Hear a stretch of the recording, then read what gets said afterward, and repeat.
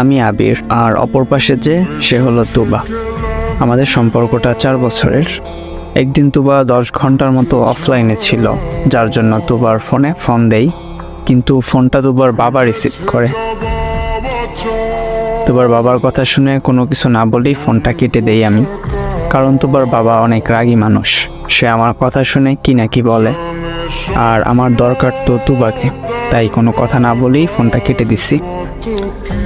আর সে অনেকটাই চালাক মানুষ, হয়তো তুবার সাথে চিল্লাচিল্লি শুরুও করে দিছে। আমি চিন্তাতে ছিলাম কি না কি হলো আবার, আর অপেক্ষা করতেছিলাম তুবা কখন লাইনে আসবে। কিছুক্ষণ পরেই তুবা লাইনে আসলো। হ্যালো, কি হলো, কথা বলছো না কেন? শুনতেছি। কি শুনছো? তোমার নিঃশ্বাসের শব্দ। ও আচ্ছা শোনো তুবা, বলো। কয়টা বাজে এখন? 9:10 বাজে। আমি বুঝতে পারছি তুমি কিছু বলতে চাও আমাকে। কোনো বিশেষ কথা? হ্যাঁ, তবে কিভাবে যে বলবো বুঝতেছি না। বলো, কি এমন কথা?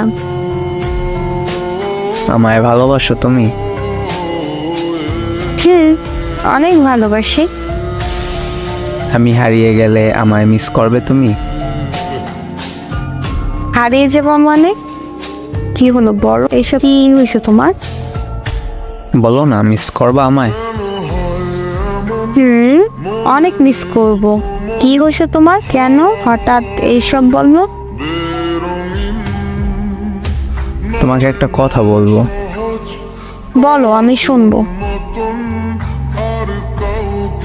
কাল সকালে তুমি আমার বাসায় আসবা। একা আসবা না কিন্তু, তোমার ফ্রেন্ড আছে না, কি যেন নাম, ওরে নিয়ে আসবা। আচ্ছা ঠিক আছে।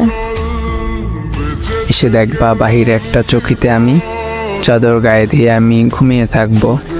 তুমি কিন্তু আমাকে ডাকবে না। আমার রুমে পড়ার টেবিলের উপর দেখবে একটা বক্স, ওইটা তোমার জন্য। বক্সের ভিতর একটা চিরকুট পাইবা, সেটাও তোমাকে লিখলাম। চিরকুটটা তুমি পড়বে, কিন্তু কান্না করতে পারবে না। কথা দাও, কান্না করবা না। চিঠিতে তুমি কি লিখছো, খারাপ কিছু?